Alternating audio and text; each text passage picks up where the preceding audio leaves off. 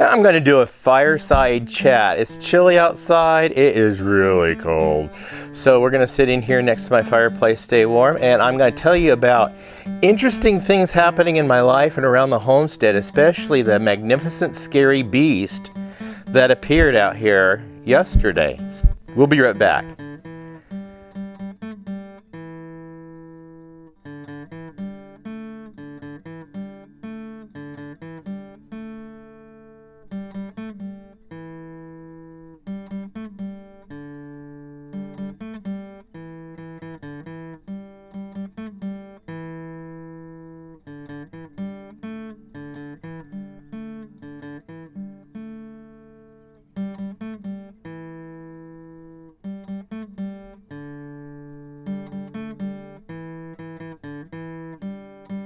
Welcome back to Pine Meadows Hobby Farm. I'm your host, Jerry Hansen. I brought you guys into the library today for a fireside chat. And we're going to be talking about several things. There's a lot to cover. Lots been going on behind the scenes that I just didn't film. I took some time off from filming, and I'll explain that in a minute. It was important to me. But first of all, there was a magnificent, scary creature that appeared. What happened was yesterday about 3:30 in the afternoon, I walked up to check my mail. So I might add that when I was going down to the mailbox, we have some neighbors that have, well, most of our neighbors have dogs. And there's neighbors down the road that have a pack of dogs, and they get to howling sometimes and they all carry on. Anyway, on the way down to the mailbox, I heard this strange howl. I've never heard this howl before. And that set off all those dogs. And pretty soon, the whole valley was just howling. I didn't really think much of it. And then once I got my mail, went and took back down to the driveway to the front yard. And on the way back, I decided to sit in my front yard on my benches that I upgraded. I just painted them and just enjoy the sunshine. And then I heard like a stampede behind me. I turned around, stood up, and the herd of deer, about 8 of them, were in a dead heat run right behind me across my front yard. They had jumped the fence, the front fence, and they jumped the side fence. So that usually is unusual for my farm because they usually just come in, they forage on the acorns, especially this season, and just take their time and lounge around like you've seen videos on my homestead of just enjoying the wildlife. Well, something was up. I decided to stand up and look to see from where they were running from. Lo and behold, I saw a wolf, a gray wolf. Now, they have been sighted in our areas. There's a screenshot of, somebody has been capturing them on their photo cameras, their wildlife cameras up and around. And this one was captured around Jacksonville, Oregon. So they have been noted in the area, and there's been sightings last year in the area. And this one had a collar, a transmitting collar. So what I saw was it didn't come into my yard, but it ran up the street. The deer got away, by the way. So it ran over to the neighbor's property and sniffed around. They came back around and headed to the neighbor's property across the street. And the next thing I saw and heard was chickens flying everywhere. And then I lost sight of it after that. Now, today, my neighbor Chris came over and said that about 5:30 that night, the same night I saw the wolf at 3:30, he saw it at 5:30 at the end of my gate. Luckily, my gate was closed because I was trying to prevent it from coming onto the property after I had seen it. So he's seen it standing there because his dogs were barking and howling. He stepped out to see what was going on, and Chris has a vantage point that he could look down on my place and see the wolf. So there's at least myself and him who actually saw it the same day.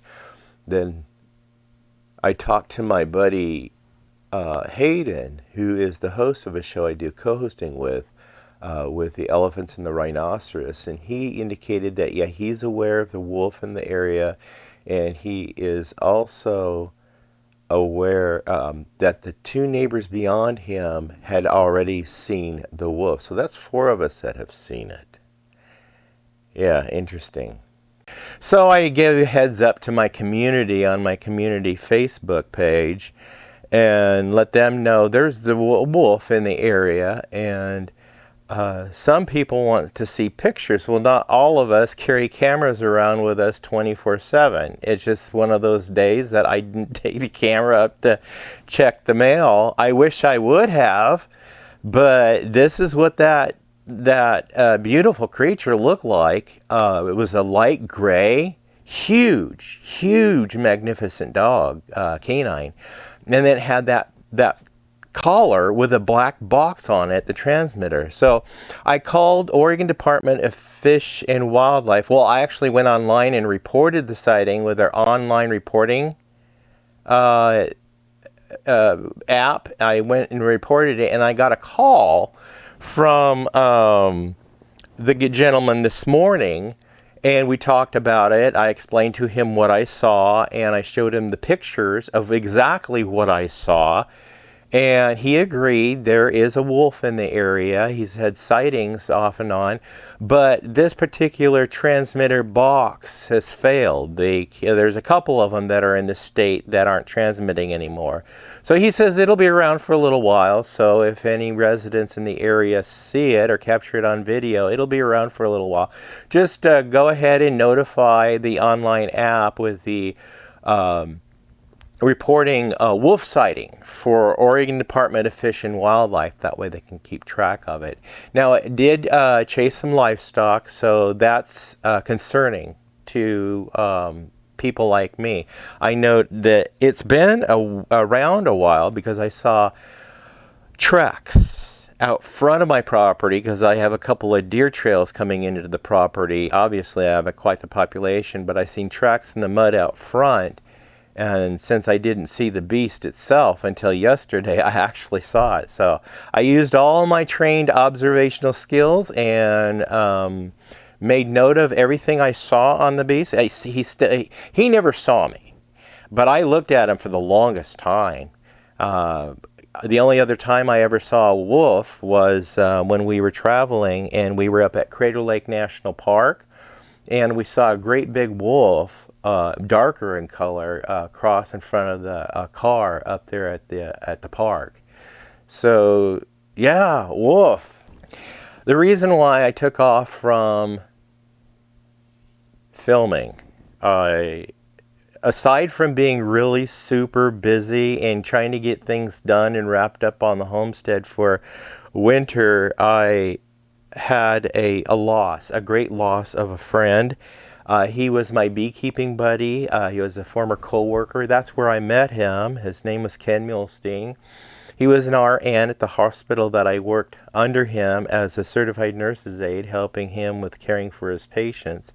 And then I got into beekeeping, and then I got him introduced to beekeeping, and he ended up going to the University of Montana extension program and became a master beekeeper. And then Ken became my mentor, which was great. And then I started buying my bees from him, and he became quite noted in the valley for being a beekeeper, and he'd go out and get hives. I've gone with him on several occasions to get hives out of buildings and trees, whatever, or even just collecting swarms. Those are the easiest to get, is collecting swarms. But it's a sad loss, unexpected, passed away in his sleep last Thursday. So we're going to miss him terribly. It was a shock to everybody. So that's why I was just stepping back from everything and just collecting my thoughts and going through the little bit of process of grieving, as everybody does in their own way. I have my own way of grief. But digressing back to just being busy and taking care of everything before winter came, I had to do some upgrades. I upgraded the gate. This is what it looked like when we bought the property, and this is what it looks like today. it just shows that I live here, and it shows that it shows that I really do care. Upgraded the house, gave it a paint job, redid the whole back deck and got some supports under that awning to get ready for snowfall. Did the same thing with the carport. So I have better peace of mind in preparation for winter when the snow falls. We're not sure how much snow we're going to end up with. They say it's going to be a wet winter, so I anticipate snowfall, but now I have peace of mind. Did not get the front porch built. Don't think I'll get it built at all this year. I salvaged enough material after I completed the upgrades to the awnings and the carport that I had just enough material left over from the back deck upgrade to create the flooring for the new front porch. So I went ahead and cut them to length and painted them, and then I had resourced the gutter that originally came on the back of the house. I resourced that, painted it up, so it's ready. Now I just have to buy some more material, and I just don't have the funds right now. I'm so broke right now, I can't even afford to pay attention. So that's what life is. From time to time, money flows in, and then it doesn't flow in. It trickles, and then it stops. So somebody put a dam on the resources somewhere up the line. Wish it unleashed, though, because I got to do a kitchen remodel for my wife, and that comes next year. Did manage to get the fencing done around the backyard. I've been wanting to do that for a long time. Completed that, and also completed just painting the fencing around the garden. Speaking of the garden, we had the frost last night, so I knew the frost was coming, so I went and harvested all the sensitive crops, like the cucumbers. I have two variety of cucumbers, and then the other squash, the zucchini. I harvested those yesterday and put them on the kitchen counter. Now, two of these, not zucchini, but the cucumbers, I let grow large because those are going to be my seed crop for next year. These are the variety where I can grow and propagate seed from them. So these I let grow big so I can deliberately grow big so I can get seeds out of them for next year. Love these cucumbers. I think these are the Marketmore cucumbers, like this variety. Rest of the garden I'm not going to worry about because it's cold weather okay crops like radish, turnips. My Swiss chard is growing like crazy. My brassicas, like I've got cabbage growing. I got Brussels sprouts, broccoli, and cauliflower all growing out there. Carrots are growing. Cabbage is growing. I mentioned cabbage, but lettuce is growing. So those are cold weather hardy crops that I can continue growing in the garden through the winter months. So now, I think this is the best I've seen my garden grow this late in the year. And this is end of October. We're getting ready to go into November. But I do have crops growing in the greenhouse. I have lettuce and mustard greens growing in there. And I have my other plants that I've started. They're growing like crazy. Some of my starts that are growing out, they're in individual pots. I have to transplant those into the garden because they are cold tolerant plants, like my lettuce, my head lettuce that I grew out there, and there's cabbage that has matured enough to where now I can transplant them outdoors, but I've got to harden them in first. So I'll just take the buckets out, set them outside during the day, and bring them in at night. And then later leave them outside, and that way it hardens them in for the winter months. All the plants are doing well. We did get down to 22 degrees last night, and the greenhouse stayed above freezing because of these big black barrels. They're just painted black, and they're filled with water. Misty Rainey from the hit TV show Homestead Rescue put that together when she built the greenhouse. I do have a backup heater.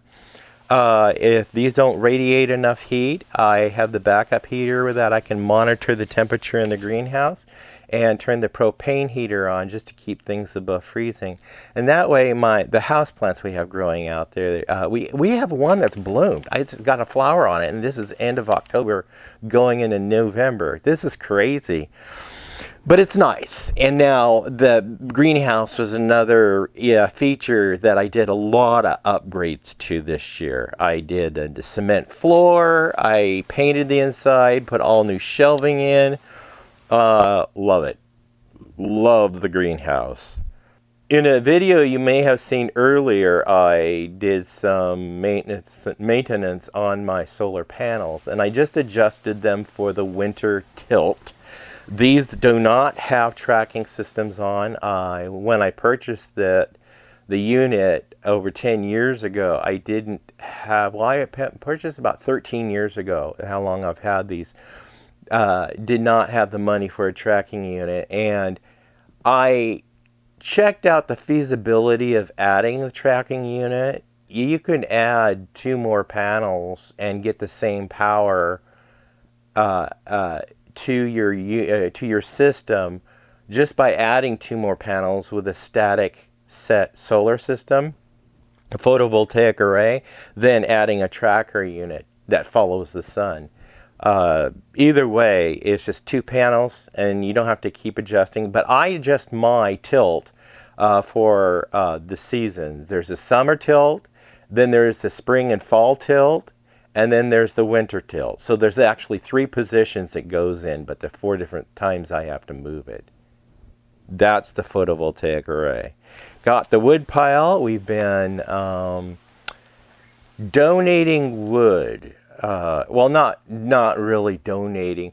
I went and tried to offer the wood to people for a reasonable offer. It's a high resinous wood because it's Douglas fir, or not Douglas fir, it's ponderosa pine. I had some trees die out front last year and I cut them up, cut them down, and split it and got 3 cords of wood stacked up. So there it's set and seasoned. I don't have a wood stove to burn it in. So I was gonna offer it for sale, but people were afraid to buy it because it is a high resinous wood, and it's if you don't burn it right, you can end up with a chimney, a flue fire. And so a lot of people don't like that kind of wood.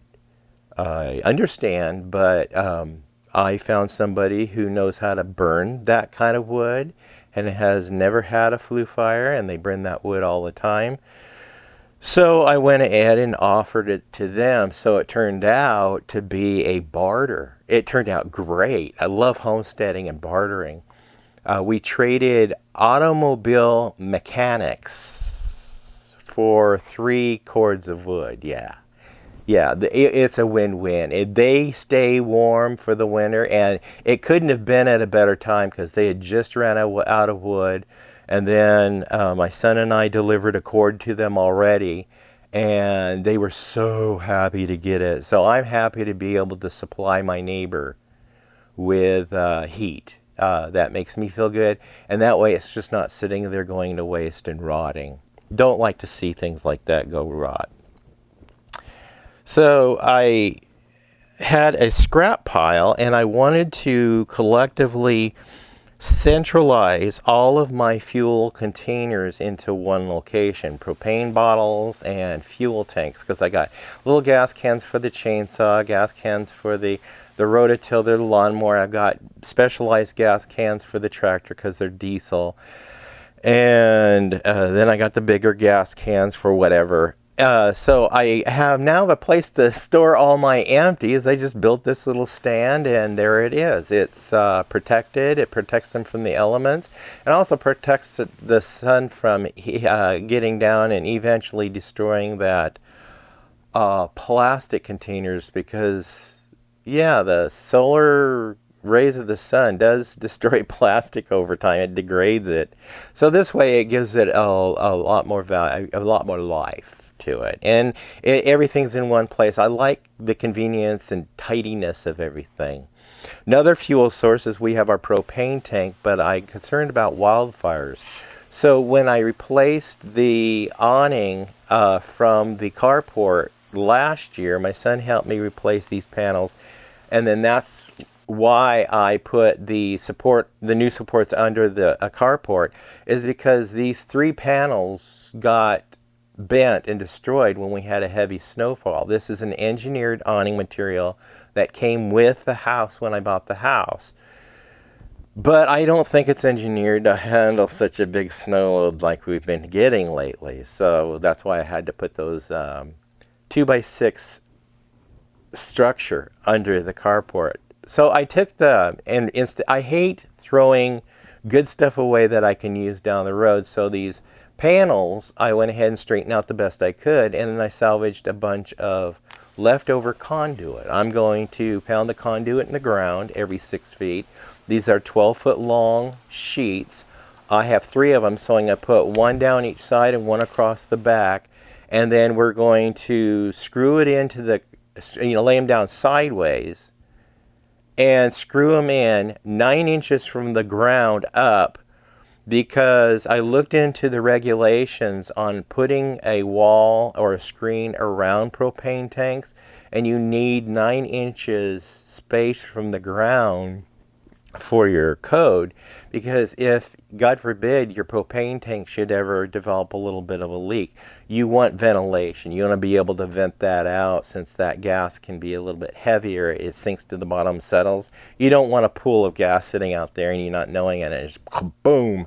So that's why we're putting it up appropriately, so we can have a little, it's a flame shield or a heat shield, more of a heat shield than anything else. We're going to be laying a lot of gravel out there, so fire can't even get close to it, but it's more of a heat shield than anything else is how it'll be retrofitted into the system.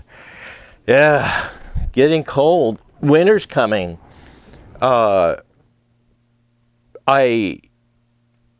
Those of you who have RVs, pay attention, is right now is the time before the cold weather sets in.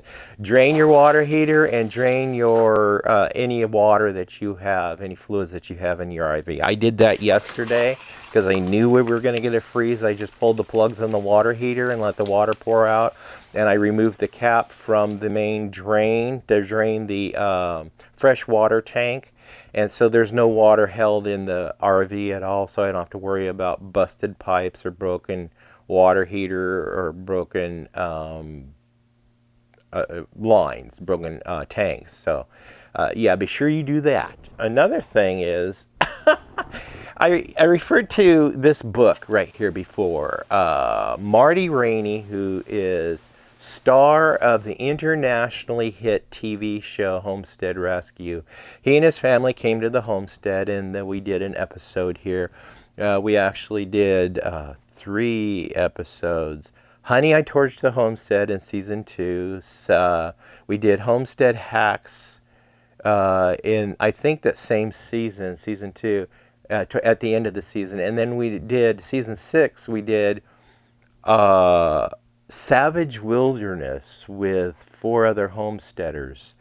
And for those of you who are interested and are fans of the show, Marty and family are out filming right now as I speak. They're on location getting ready for a new season.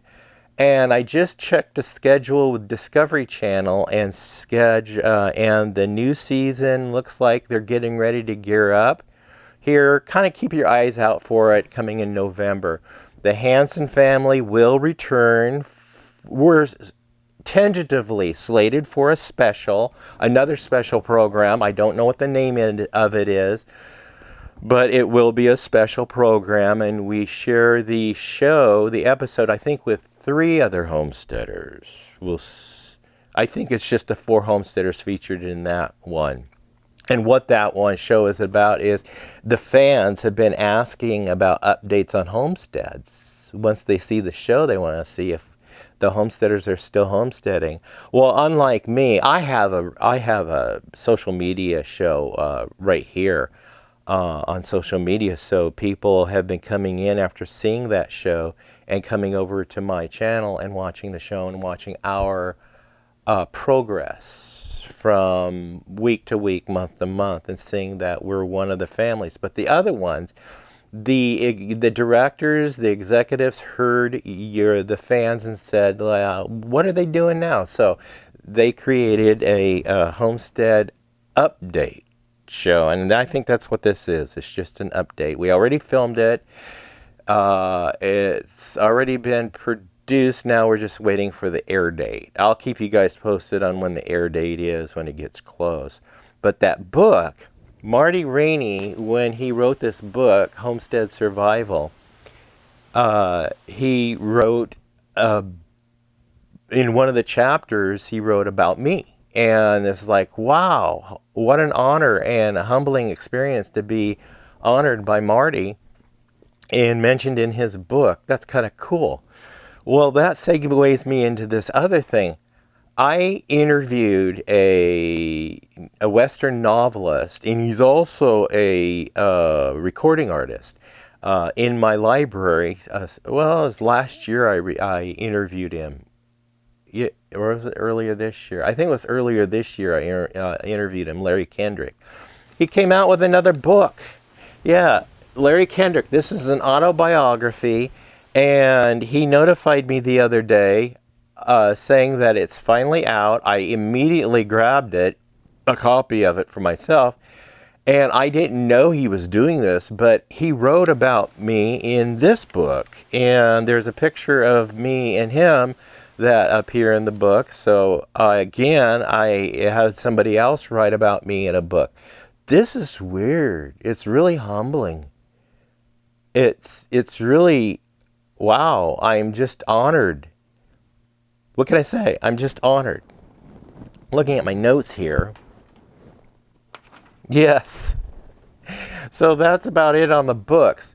So this is my riding lawnmower I got from an estate cleanup. It's a Craftsman LT1000. Needed to replace the battery, so I put a new battery in there, and then the kill switch on this under the seat is malfunctioning. So I purchased a new kill switch, got a new solenoid, and put the new solenoid in already. And then the mow deck, I took that off because for the winter months I just want to use the riding lawnmower without the mower deck to tow the little trailer that I got from another estate cleanup, so I can just haul things around the farm. I got some wood I got to carry and some other things I need to do this winter. And I think it's better just to take the mow deck off. When I took the mow deck off, I found the blades were just absolutely shot. They're in poor shape. So I'm going to go ahead and order new blades. And that little spindle, one of the little spindles is busted, so I have to order 2 new spindles while I'm at it to get this thing restored. So I sure like that little riding lawnmower. It makes life a lot easier here on the homestead. Finally, when the river was flowing as far as finances go, I had some money I had to spend. So I became an executive producer of 2 movies this year. I appeared in 4 movies, I think. I'm losing count. I did acting gigs in 4 movies, but I was executive producer in 2 movies. One's a big one. The Eve of May. Here's a little teaser clip, really short. She used to live here and looked like her I just saw. Yep, that's Priscilla Quinby. And then the actor and actress that appear briefly in this scene is actually in real life husband and wife. She's appeared in Fried Green Summer or Fried Green Movie, something like that. I can't remember what the name is. It was not Fried Green Tomatoes. Anyway, I had a bunch of actors and actresses that were hired for doing the Eve of May that were SAG, Screen Actor Guild actors and actresses, and I had the pleasure and honor of being able to work with them, being in a couple of scenes. Nothing big. I was mostly behind the scenes, and that was cool. That was cool to be a party to that. Also, update, Eve of May, we have it's It's going to be in the theaters at the end of November. Yeah, so I'm going to a screening or premiere. It'll be at the Varsity Theater in Ashland, Oregon. I'm taking my son as my plus one, and we're going to go up and we'll take the camera, so I'll let you guys in, see what it's like going to a premiere of a movie I produced. Interesting. Lots of fun. Lots of fun. Another movie I did, I appear in the movie and just have a brief scene in it. I don't say anything in it, I don't think, but I just appear in the movie. And it's called Facade. Here's a little teaser of Facade.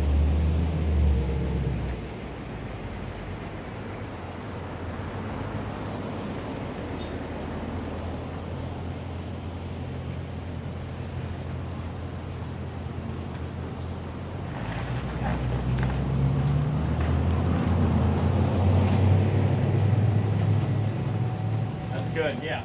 Don't fall over. And I just got the email yesterday. They're having the premiere. So my plus one will be my son. I'll be taking my son to the premiere where it's going to be airing for a select few. Now, it will be going out to film festivals all over first before it'll be available for the general public to see. I'll see what I can do about getting links so you guys could see that movie, Facade.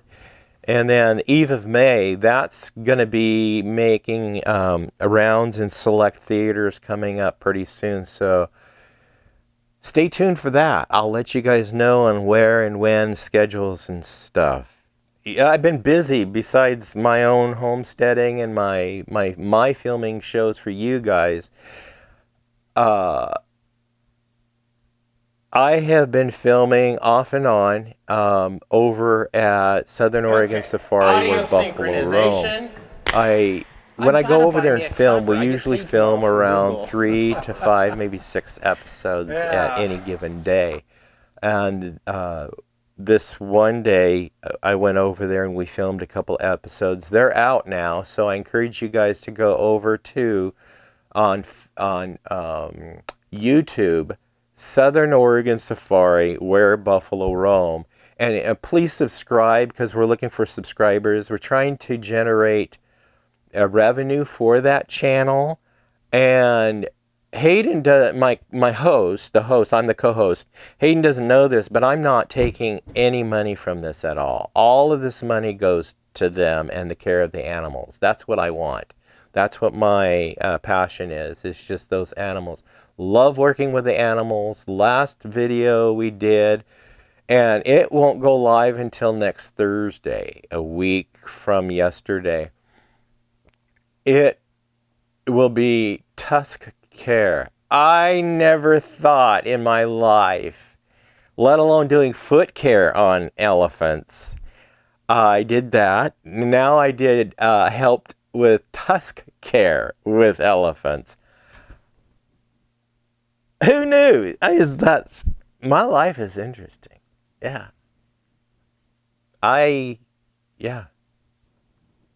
With that said, yeah, stay tuned. There's a lot of shows we filmed over there. Hope you guys enjoy the channel. I'm your host, Jerry Hansen. This is Pine Meadows Hobby Farm. We're a frugal homestead tucked high in the Cascade Ranges of the Pacific Northwest. Please stay tuned to more videos. You could do that by subscribing and clicking that bell icon. That alerts you to new videos as I upload them. Give us a thumbs up, click that share button. Sharing my videos on your social media platforms helps out the algorithms. Yep, it does. Be safe, always be kind. We'll see you guys in our next adventure. My life has been an adventure. Bye-bye now.